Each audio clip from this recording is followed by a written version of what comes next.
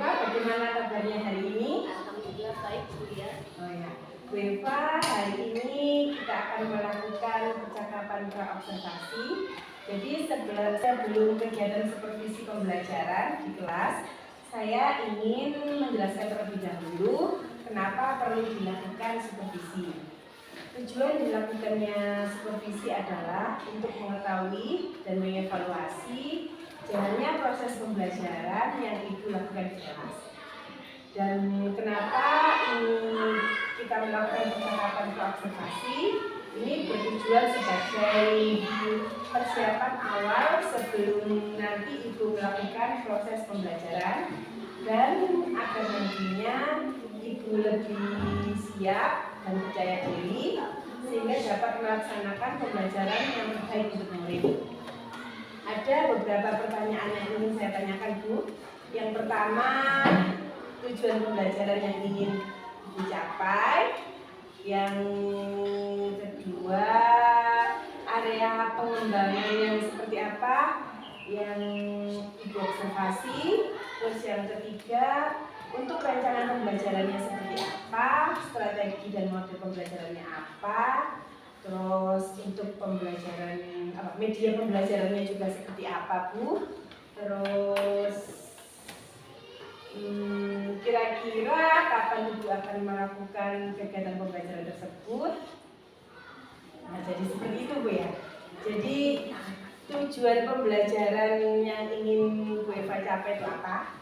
Ya, nanti yang pertama melalui kegiatan pengamatan video lantai makanan dan tanya jawab, peserta didik dapat menjelaskan apa itu pengertian rantai makanan dengan tepat. Dan yang kedua, melalui kegiatan penugasan kelompok, peserta didik dapat membuat suatu diorama rantai makanan di wilayah tertentu dengan tepat juga. Dan ketiga, melalui kegiatan diskusi kelompok dan presentasi, nanti peserta didik diharapkan dapat menunjukkan peran dari makhluk ibu itu pada suatu rantai makanan tersebut. Jadi tujuan Bu Eva tadi garis besarnya melalui pengamatan video rantai makanan diharapkan peserta didik dapat menjelaskan pengertian rantai makanan. Terus melalui kegiatan penugasan kelompok peserta didik dapat membuat diorama rantai makanan seperti itu ya, Bu ya. Jadi untuk yang kedua, untuk area pengembangannya yang apa yang perlu diobservasi? Nanti area pengembangan saat diobservasi itu nanti saya akan mengobservasi pada saat penugasan kelompok membuat diorama rantai makanan. Nanti saya akan melihat kerjasama anak-anak tersebut, kreativitas dan juga keaktifan dari anak-anak tersebut. Jadi observasi nanti yang difokuskan Bu Eva itu pada saat anak-anak membuat diorama itu ya, pada penugasan kelompok gitu. Oh ya.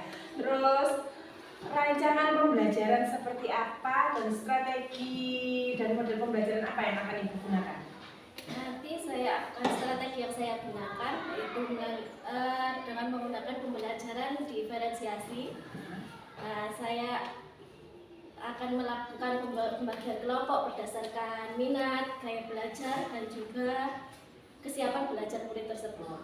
Untuk model pembelajarannya, saya akan menggunakan model based learning di diskusi kelompok, presentasi, dan juga penugasan. Jadi nanti strateginya, model pembelajarannya nanti Bu Eva diferensiasi seperti itu ya, sama menggunakan PBL, Project Based Learning. Oke.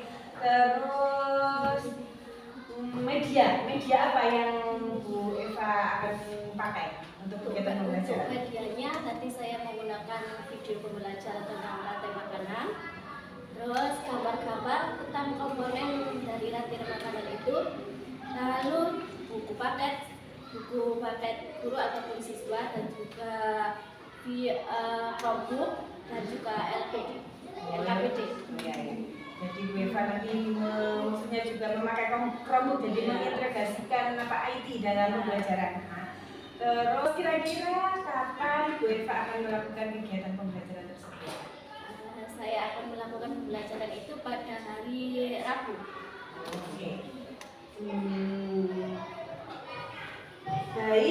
besok hari Rabu saya akan datang ke kelasnya Bu Eva, saya akan melakukan supervisi kelas, saya akan melihat dan mencatat hal-hal apa yang terjadi di kelasnya Bu Eva. Nanti setelah Ibu selesai melakukan kegiatan pembelajaran, nanti kita akan adakan percakapan pra-observasi ya Bu ya. Baik, sebelum kita akhiri, kira-kira apa yang Ibu dapatkan dari percakapan kita kali ini Bu? Saya dapat gambaran untuk mengemas pembelajaran besok seperti apa, baik dari media yang akan saya gunakan, serta model pembelajaran seperti apa. Jadi saya bisa mempersiapkan dari sekarang. Baik Bu Eva, terima kasih sudah menyempatkan diri untuk berbincang-bincang. Semoga kegiatan pembelajaran yang akan diobservasi besok berjalan dengan lancar dan sesuai harapan gitu nggih. Sampai ketemu di kegiatan supervisi kelas hari Rabu besok. Terima kasih Bu Eva. Assalamualaikum warahmatullahi wabarakatuh.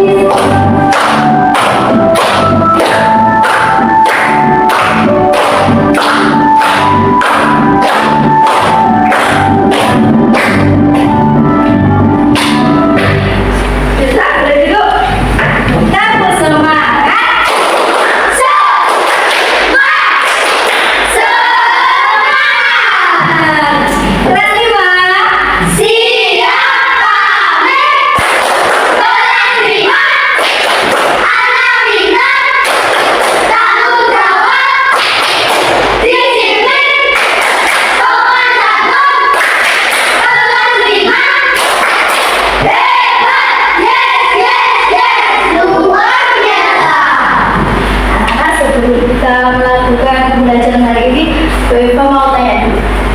Kalian masih ingat di pertemuan kemarin kita belajar tentang apa? Ekosistem.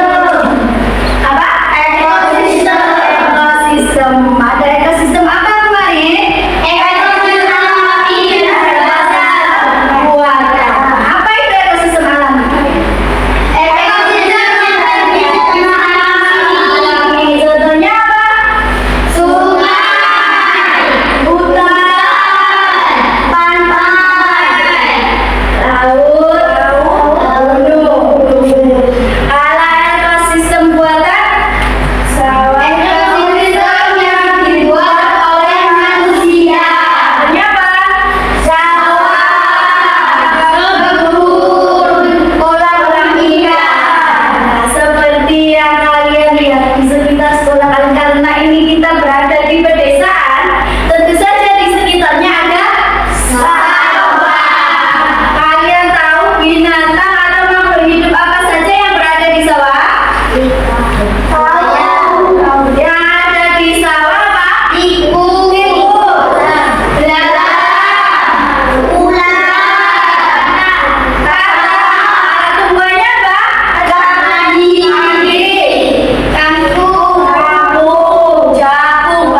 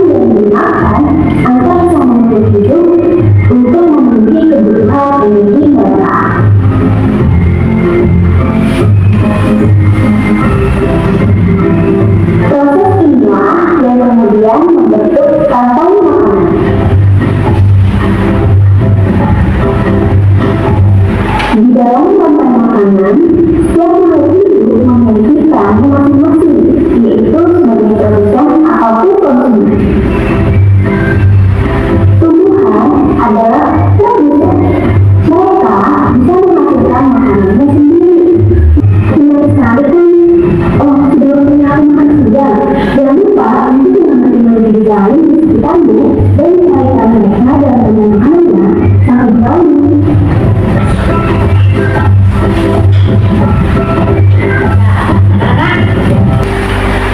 Dari video tadi, apa kalian sudah tahu apa itu rantai makanan? Sudah. Apa itu rantai makanan? Siapa yang sudah tahu? Perjalanan memakan dan digunakan dengan